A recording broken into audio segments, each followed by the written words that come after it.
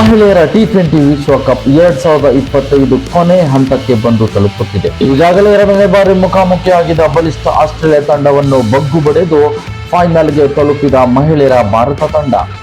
ಹೌದು, ಮಹಿಳೆಯರ ವಿಶ್ವಕಪ್ 2025ರ ಟಾಪ್ 4 ಅಲ್ಲಿ ಆಸ್ಟ್ರೇಲಿಯಾ, ಇಂಗ್ಲೆಂಡ್, ಸೌತ್ ಆಫ್ರಿಕಾ ಮತ್ತು ಭಾರತ ತಂಡಗಳು ಕ್ವಾಲಿಫೈ ಆಗಿದ್ದವು.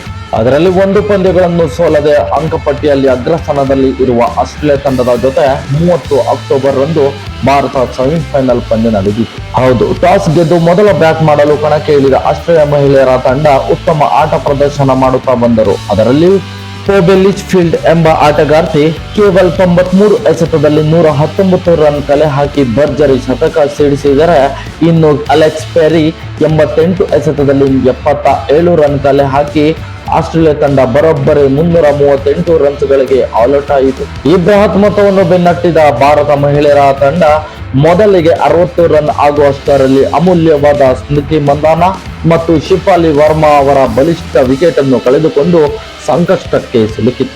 ಆಗ ತಂಡಕ್ಕೆ ನೆರವಾಗಿದ್ದೆ ಜೆಮಿ ರೋಡ್ರಿಗಸ್. ಹೌದು, ನೋಡಲು ಚಿಕ್ಕ ಹುಡುಗಿ ತರ ಕಂಡ್ರು ಇವಳು ಹೊಡೆಯೋ ಶಾಟು ಬೆಂಕಿ ಅಂತ ಇರುತ್ತೆ. ಫೀಲ್ಡ್ ನಲ್ಲಿ ಇದ್ದು ಆಸ್ಟ್ರೇಲಿಯಾ ಬೌಲರ್ಗಳನ್ನು ಚಂಡಾಡಿದ ಚಾಮುಂಡಿ. ನಿಜ, ಇವರ ಆಟ ಎಲ್ಲ ಭಾರತೀಯರ ಅಭಿಮಾನಿಗಳನ್ನು ಎದ್ದು ನಿಲ್ಲುವಂತೆ ಮಾಡಿತು.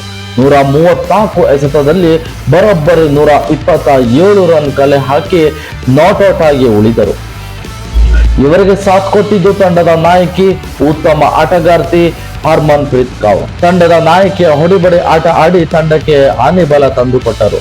ಇವರ ವೈಯಕ್ತಿಕ ಮೊತ್ತ ಕೇವಲ 88 ಎಸೆತದಲ್ಲಿ 89 ರನ್ ಕಲೆ ಹಾಕಿ ಭರ್ಜರಿ 2 ಸಿಕ್ಸ್ ಹೊಡೆದು ತಂಡಕ್ಕೆ ಆಸರೆಯಾಗಿದ್ದರು.